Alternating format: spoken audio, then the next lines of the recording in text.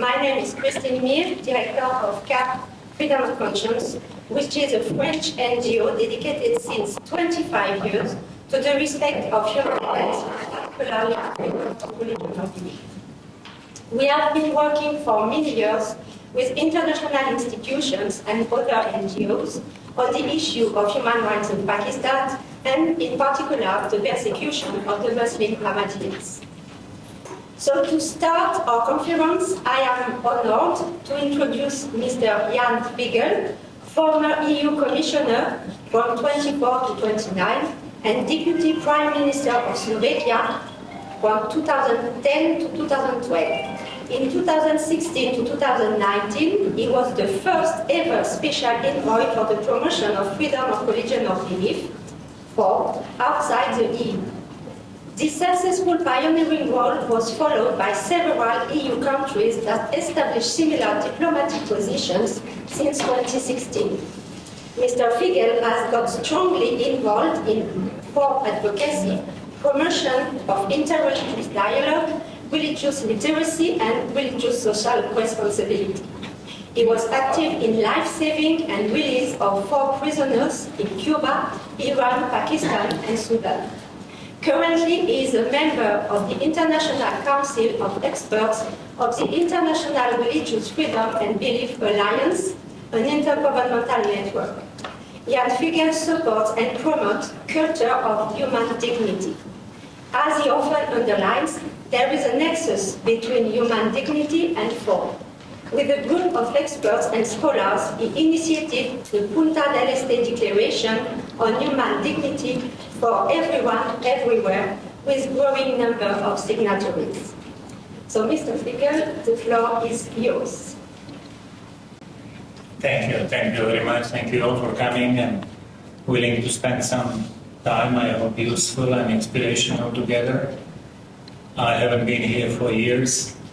Situation with human rights and international relations is not better than it was, and maybe particular angle or reason is disrespect of religious freedom in general, and in some regions in particular. Ladies and gentlemen, I want to say or state a bit of frame for our current today's discussion and presentations. This frame is a message that religious freedom matters a lot or decisively, because religious freedom and religious tolerance is important for dignified life, for stability and even prosperity of countries, societies, nations. Pakistan is, and of course should be, one of the case studies, important country, but principles and messages are generally valid. We should see rather individual and community or collective stories than kind of statistics or theories. Pakistan is a big country with big potential. It's a nuclear power, but relatively poor state.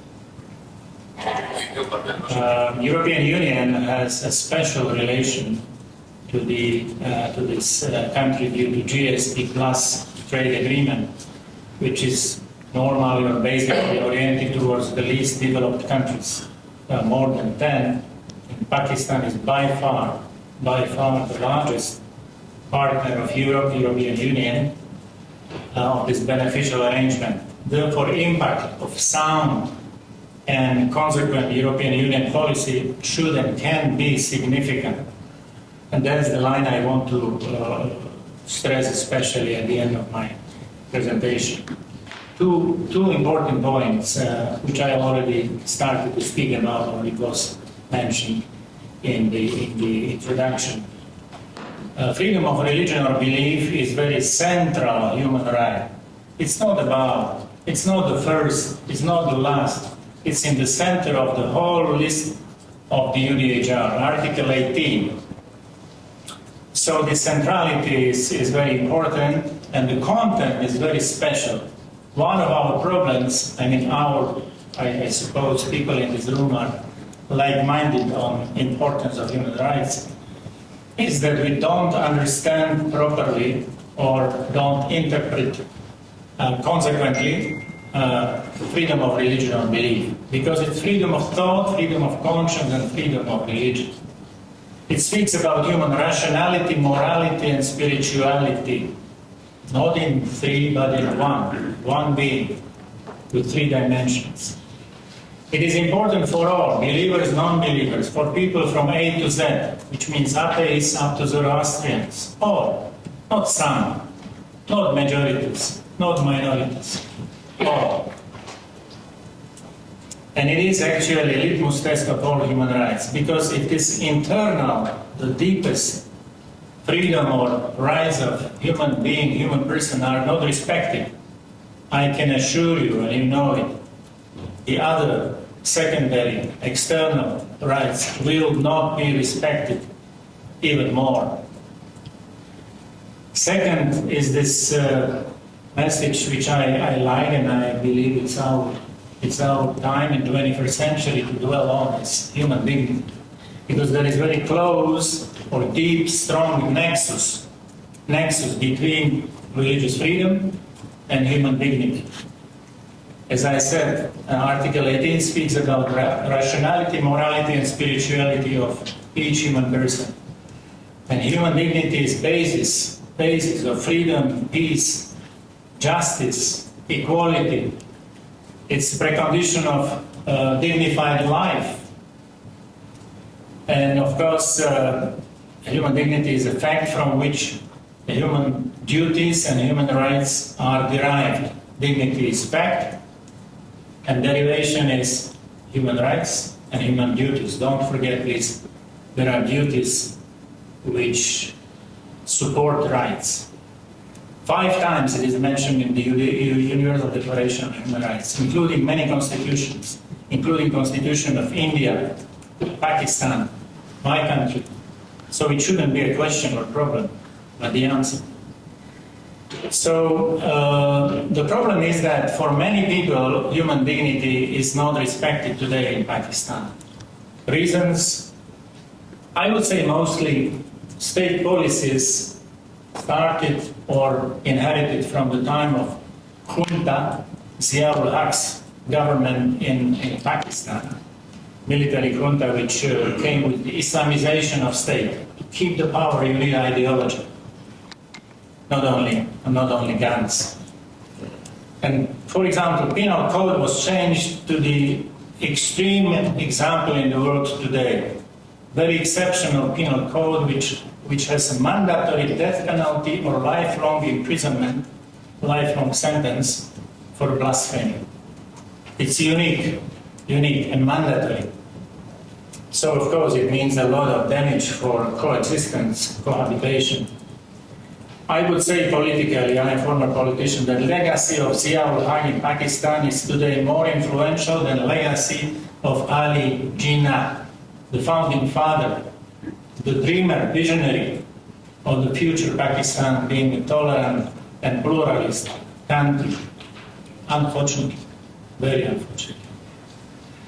I've seen personally being there several times that extremist movements are stronger than political parties. They are capable to paralyze the state and state authorities or authorities of law in the country.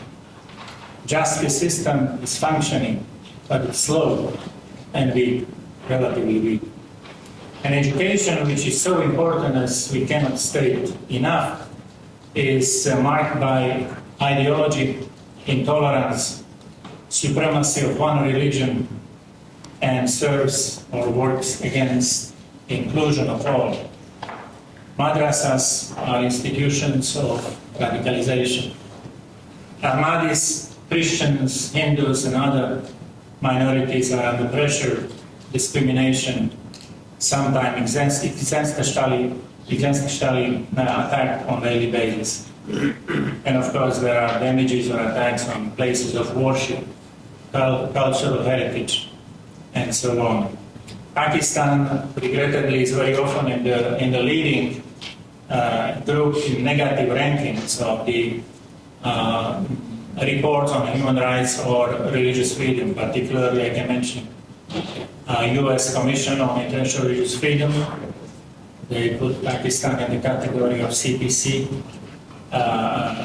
countries of particular concern, or ACN, Aid to Church in Need, or Open Doors, non-governmental reports. But I'm not negativist, I'm not skeptical. Positive change or difference is possible. I was there repeatedly, and I am sure that this is not empty talk. When I was there, it was not about interference into domestic issues, but a dialogue of mature partners with respect, but with clear principles, mutually beneficial, on importance of win-win policies, working and even achieving some improvements together. GSP Plus was and remains very important and great instrument. My messages were principally in Pakistan too. Status quo is not enough. We cannot take it as granted and satisfaction. And second was, justice delayed is justice denied. It's a general principle. It's not only there, everywhere.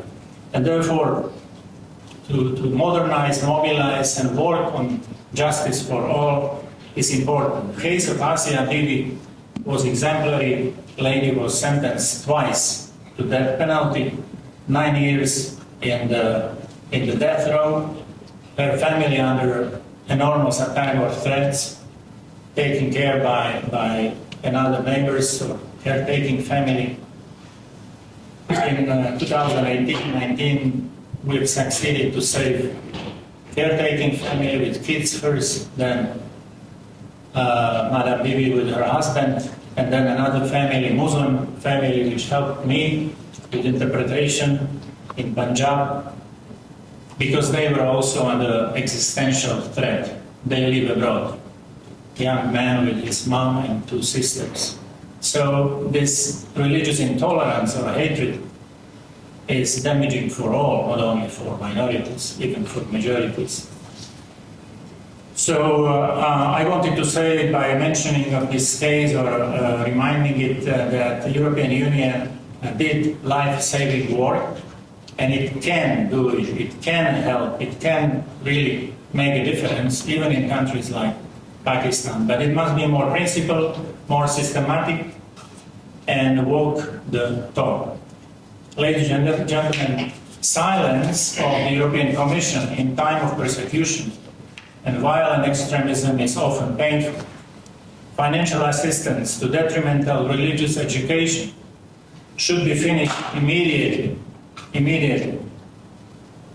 Promotion of societal segregation from early childhood is against human rights, peaceful coexistence, and social inclusion of minorities.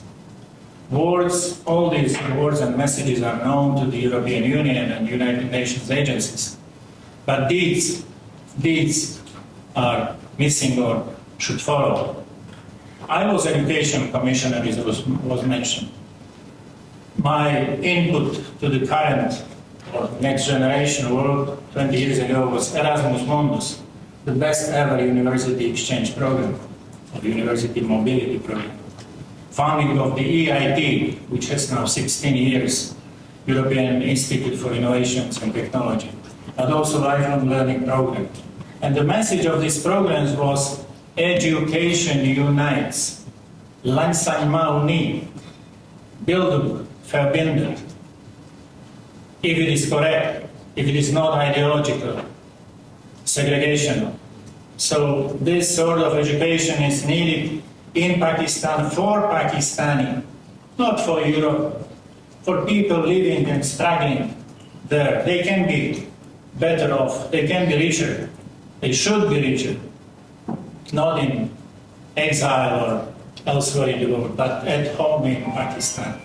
So I call on the UN agencies, European Parliament and Commission to review education support, to review GSP Plus with Pakistan in summer 2025, with unquestionable commitment to human dignity of all and human rights for all, including religious and ethnic minorities. International community and Europe cannot become de facto complices in long-term policies leading towards violation of human rights in Pakistan. Just opposite. We should be builder of more humane 21st century future. Thank you. Thank you very much, Mr. Fidel. Now I have the privilege to give the floor to Mr. Willy Fautré, former chargé de mission at the cabinet of the Belgian Ministry of Education and at the Belgian Parliament. He is the director of Human Rights Without Frontiers, an NGO based in Brussels that he founded in 1988. His organization defends human rights in general, but also the rights of persons belonging to historical religions, non-traditional and new religious movements. It is apolitical and independent from any religion. He has carried out fact-finding missions on human rights and religious freedom in more than 25 countries. He is a lecturer in universities in the field of religious freedom and human rights. He has published many articles in university journals about relations between state and religions. He organized conferences at the European Parliament. For years, he has developed religious freedom advocacy in European institutions at the OSCE and at the UN.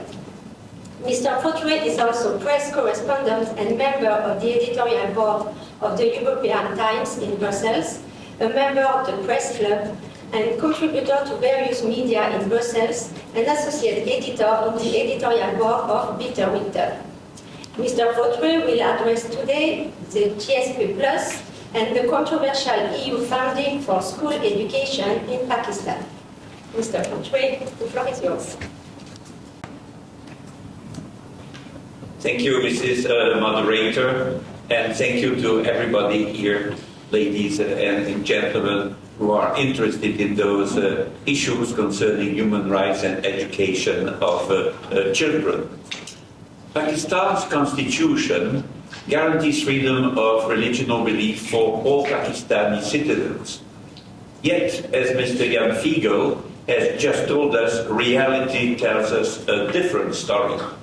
Since 2014, the European Union has tried to help Pakistan improve its human rights record with trade incentives. A win-win proposal, in a sense.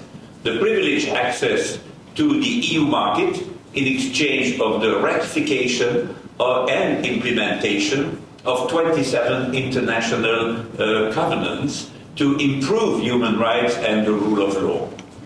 This mechanism is known as the GSP+, the Generalized Scheme of Preferences.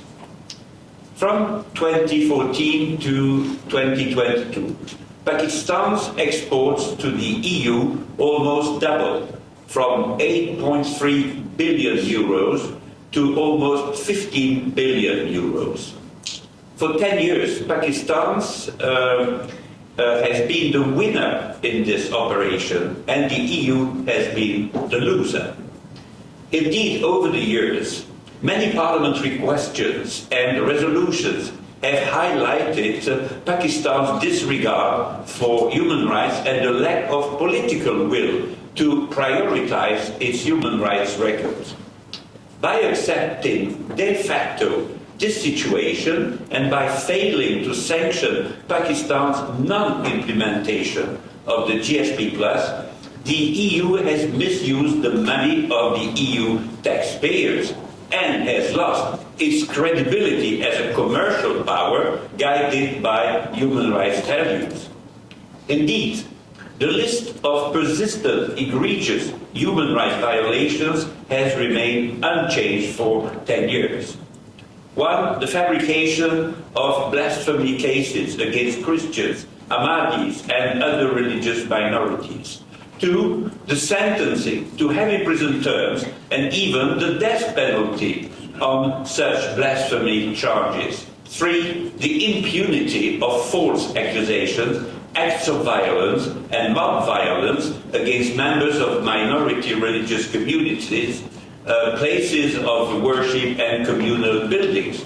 Four, the controversial funding of schools in an environment of religious extremism. And 5, the persistence of madrasa, religious schools, beacons of indoctrination and extremism which are out of control of the state institutions, etc., etc.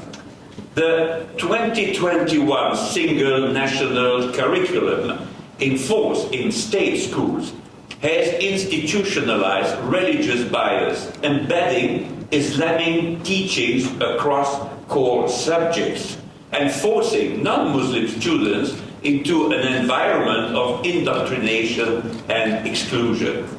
The curriculum in force in state schools drew strong criticisms from education experts and human rights defenders for its lack of inclusivity, the overemphasis on Islamic religious content at the expense of religious minorities, the subliminal ideology of Islamic supremacy, and poor pedagogy.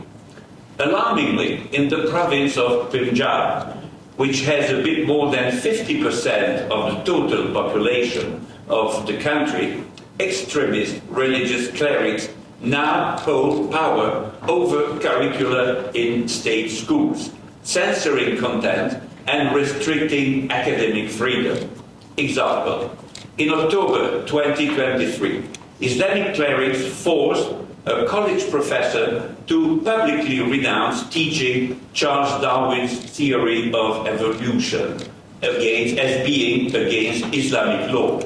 A video showing his academic recounting was posted on the social media and got viral. In May 2022, the year before, the car of that professor had already been attacked with a magnetic bomb, leaving him in a wheelchair for several months. Such serious incidents, orchestrated by extremist clerics and spread around in social media, clearly pursue the objective to terrorize any teacher who would decide to support Darwin's theory of evolution rather than the Islamic theory of creationism. This is what I would call inquisition.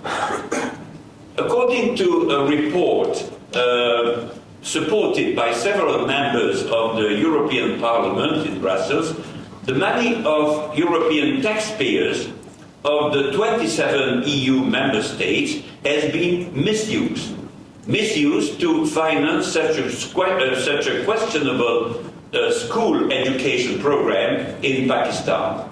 The amount is enormous, between 100 million and 150 million euros between 2016 and 2024.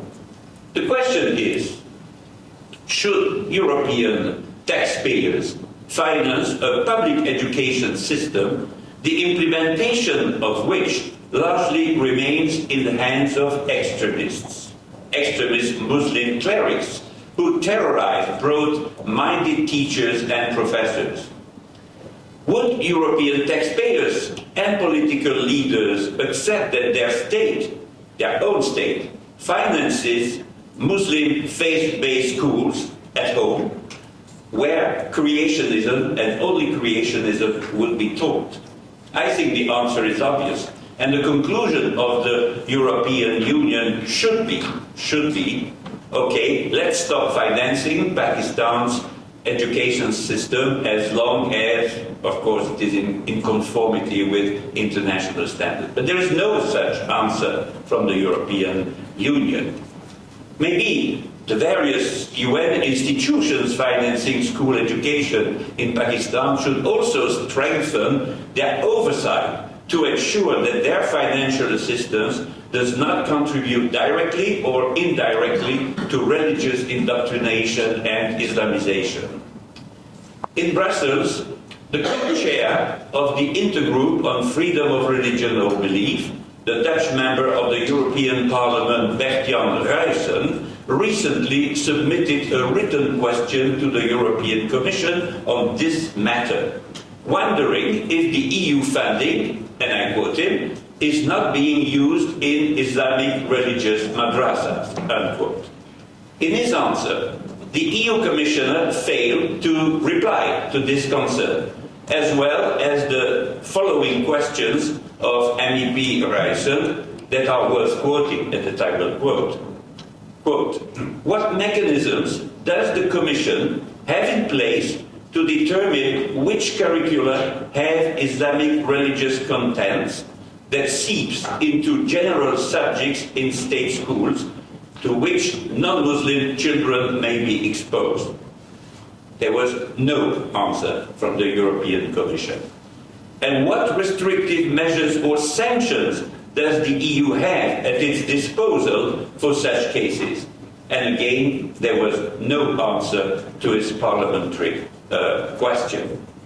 And now we will have the opportunity to listen to that member of the European Parliament that we recently interviewed in Brussels and who was answering us about the questions that he had raised and that remain really unanswered. Just noticed the answer was indeed very disappointing. What the Commission said, in essence was, yes, we give money to the schools, for the education system, but we are not responsible for the content. That's the opinion of the Commission. But I see a big risk indeed that, at least you can say in an indirect way, we are we're subsidizing schools who teach children, let's say, not to respect the other, but to hate the other. Supporting extremism and supporting discrimination. So yes, I have great concerns about that. I think that we have also to take that on board in the discussion about promulgation of GSP Plus status. And also, hopefully, we can also take that on board in the discussion about hopefully a new debate in the European Parliament, the plenary session, and the resolution.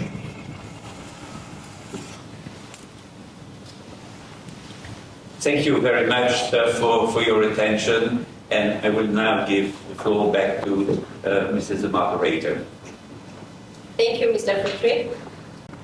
I would like now to give the floor to Mr. Anwar Mahmoud Rehman. Mr. Rehman is a dedicated political scientist with a background in public relations and external affairs. He pursued his studies in political science at the University of Basel. In his professional journey, Mr. Rehman has served as a public relations officer for the Ahmadiyya Muslim community in Switzerland, contributing to the community's outreach and engagement efforts.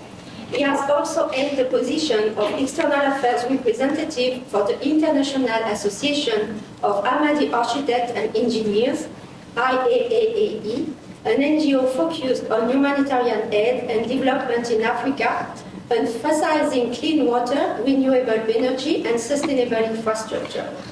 Beyond these roles, Mr. Rehman is recognized as a motivational speaker, human rights activist, and politician consistently advocating for social justice and community development.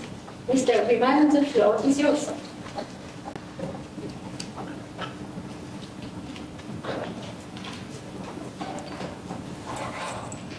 Thank you very much, respectable chair, distinguished guests, and esteemed colleagues, for giving me this opportunity today to speak on this critical topic. I want to speak, I will start with the Ordinance 20. Ordinance 20, a law enacted in 1984 by the Pakistani government that targets the very existence of the Ahmadiyya Muslim community. This law is not merely a form of cultural or religious separation. It is a direct attack on the fundamental freedoms of an entire group of people. Ahmadis are subject to arrest and imprisonment for practicing that any other Muslim or the religious groups can freely engage in. Criminal sanctions are applied for the simple act of identifying as a Muslim. And these laws create an environment of fear where acts of violence and discriminations go unchecked, often leading to impunity as the perpetrators. Social and cultural exclusion. Beyond violences, the Ahmadiyya Muslim community suffers from the systematic stripping of their social and cultural rights. Ahmadis are often excluded from basic public services and education. They are barred from participating in elections, denied the ability to vote, and excluded from public office.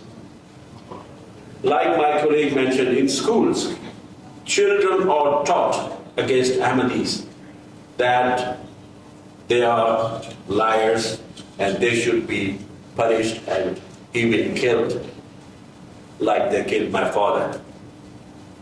But there were students who killed my father, students from the school. And how come this teaching came to those students to kill those who don't believe in your belief what you are saying? So, call on action. Now, I stand before you with a call on action. First, the international community must press Pakistan to end the state-sponsored persecution of Ahmadis, particularly by repealing Ordinance 20 and removing discriminatory laws. We must call on Pakistan to respect its obligations under international human rights law, including the Universal Declaration of Human Rights, which guarantees the right of freedom of thought, conscience, and the religion. Second, we must offer support to Ahmadiyya community in their fight for equality and dignity. This support must extend beyond words of condemnation. It must include concrete actions that will protect them from violence and ensure that their voices are heard. Finally, the global community must provide protection of Ahmadi refugees. These individuals forced to flee violence and persecution must be recognized as vulnerable and provided with the protection they need to rebuild their lives. Conclusion. The silence surrounding a persecution of Ahmadis in Pakistan must end. This world cannot continue to ignore their suffering, and we cannot allow them to remain invisible any longer. The time for action is now. We are at the crossroads. We can continue to turn a blind eye, or we can take a stand for justice, human dignity, and freedom. I urge you all, as a representative of international community, to stand with the Ahmadiyya community and ensure that their right to live freely, practice their faith, and exist without fear is upheld. Lastly, I stand before you also a witness of the persecution like I mentioned before. My late father, he was a doctor serving humanity in Pakistan. And he was brutally killed because of what? He was serving humanity, giving the medication freely to the people of the area. This persecution of Ahmadi Muslim is a clear and present danger. And lastly, I give one recommendation. In particularly, repeal all anti-blasphemy laws and ensure that the state's domestic laws, policies, and practices comply with the International Human Rights Conventions, in particular Articles 2, 18, 19, and 26 of the ICCPR. Ensure accountability and prosecute all those responsible for the violations, attack Ahmadi and other minorities, and design and implement human rights awareness, raising and training programs for all relevant state institutions and public officials with the active participation of Ahmadiyya communities as well as the other religious leaders representing different faiths. I thank you very much. Thank you, Mr. Riemann. It is my pleasure now to give the floor to Madame Ina Shifranova, Executive Director of the Brussels-based NGO European Facilitation Platform. Our organization focuses on fostering economic, cultural, and humanitarian connections between the EU and its Eastern partners. She is currently working on a high-level documentary examining the impact of the EU's GSP Plus trade preferences for Pakistan, particularly in relation to human rights commitments. Today, she will address the issue of forced conversions and marriage of minority girls in Pakistan, linking it to broader concerns about education, religious discrimination, and the role of international accountability. Madam Shifranova. Thank you. Excellencies, distinguished delegates, colleagues, thank you for this opportunity to speak at this very important side event today. I would like to draw your attention to a pressing human rights concern: the forced conversion and marriages of girls from religious minority communities in Pakistan. This issue cannot be viewed in isolation. It is deeply linked to systemic discrimination embedded in the country's legal framework, social structures, and crucially, its education system. Pakistan's constitution, in Article 22, clearly states that no individual attending an educational institution shall be required to receive religious instruction or participate in religious activities not related to their own faith. Yet, in principle, this routinely violated. The introduction of the single national curriculum in 2020 in Pakistan was presented by the government as means of reducing educational disparities. In practice, however, it has embedded a singular religious ideology throughout the education system, marginalizing non-Muslim students and reinforcing a hierarchy of faith that directly undermines the rights of religious minorities.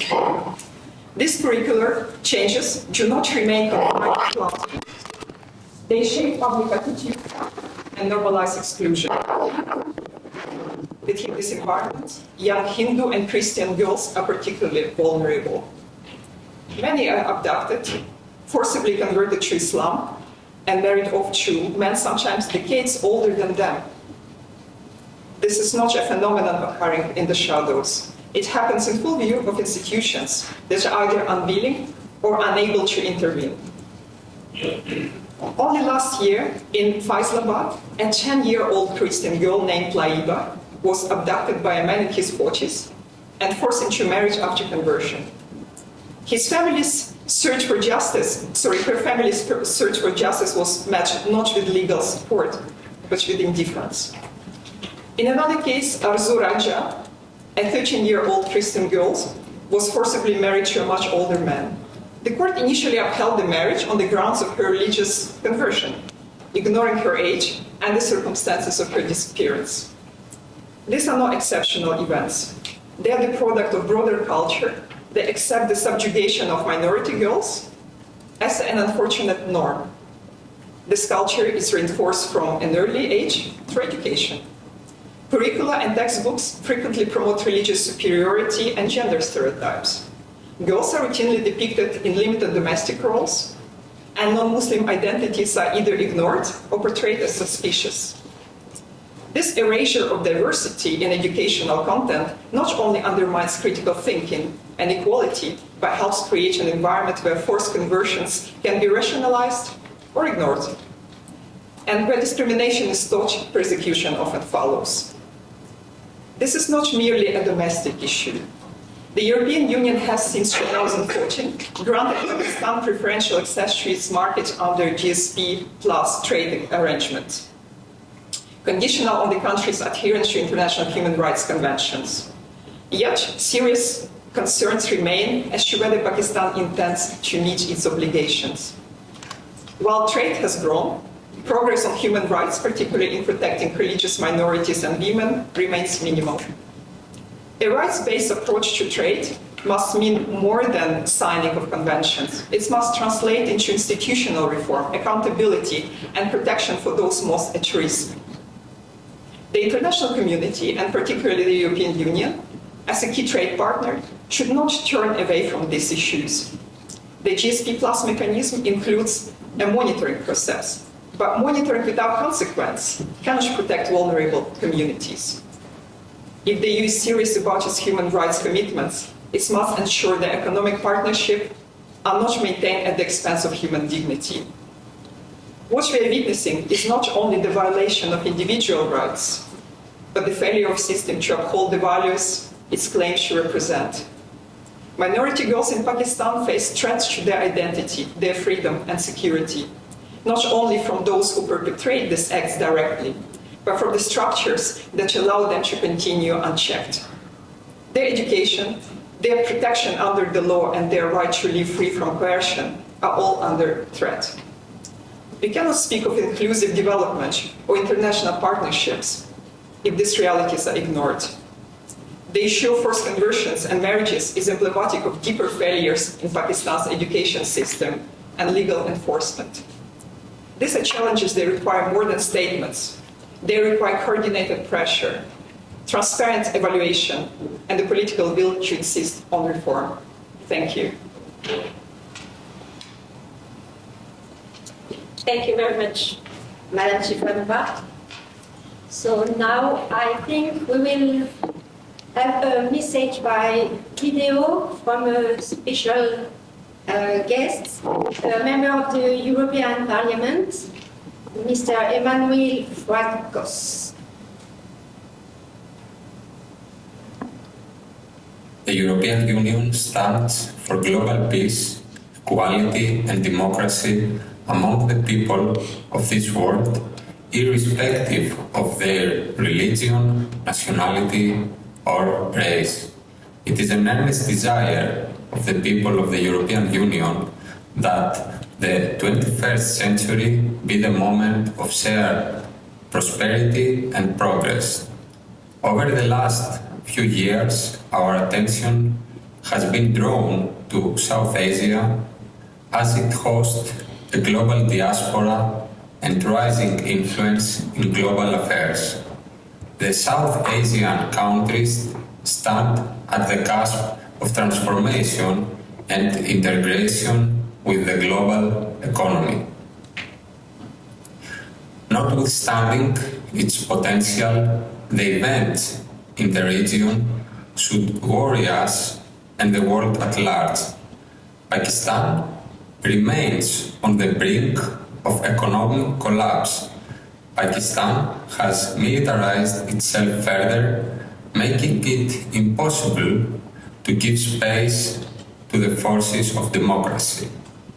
These effects are most visible in a space once claimed by Pakistan as the citadel of freedom. Throughout the last 7 decades, Pakistan has claimed its citizens, especially the people living in part of Kashmir, administrated by Pakistan, were free and enjoyed greater freedom than other fellow Pakistanis. However, denial of political rights and decades of corruption has turned the Pakistan-administrated Kashmir into a hostile territory. The peaceful protests of yesteryears are gradually manifesting into violent clashes as witnessed in Azad Kashmir and Gilgit in the last couple of years.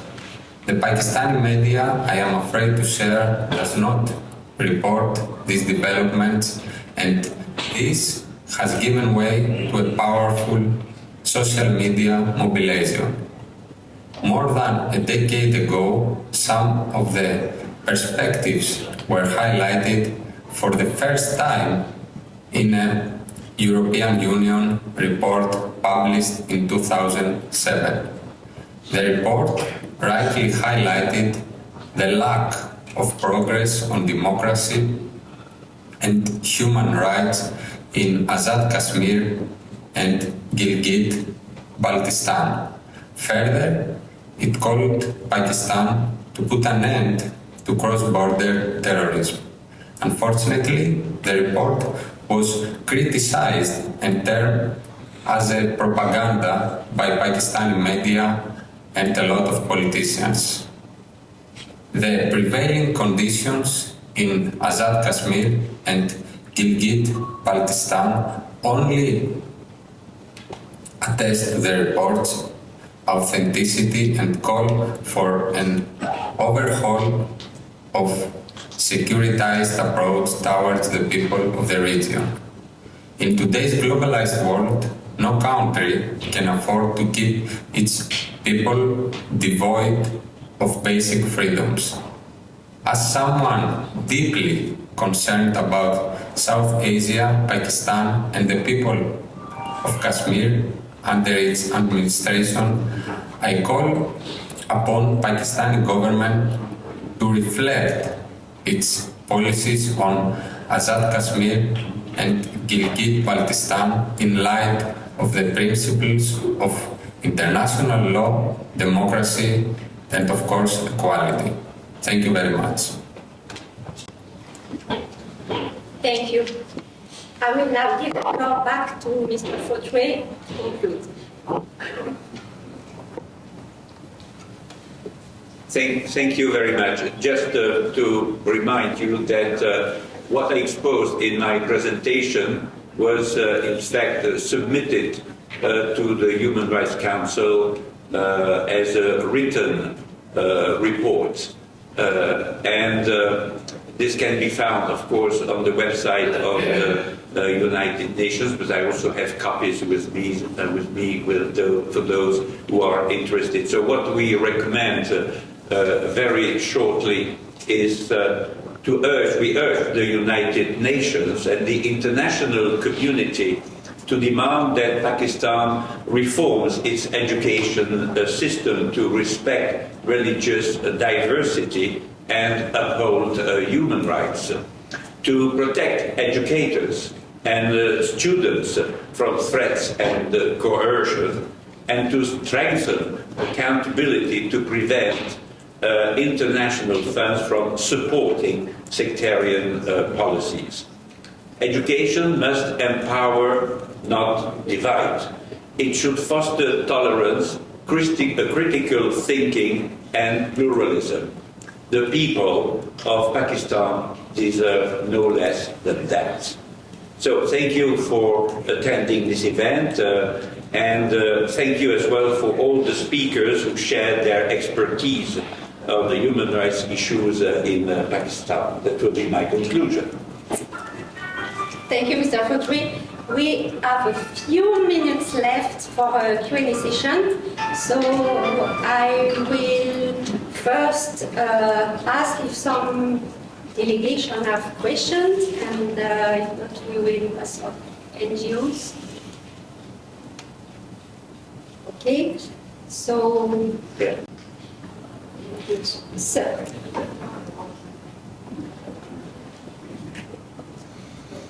Good morning, everyone. Very happy to be with you here. My name is Konstantinos Bogdanos.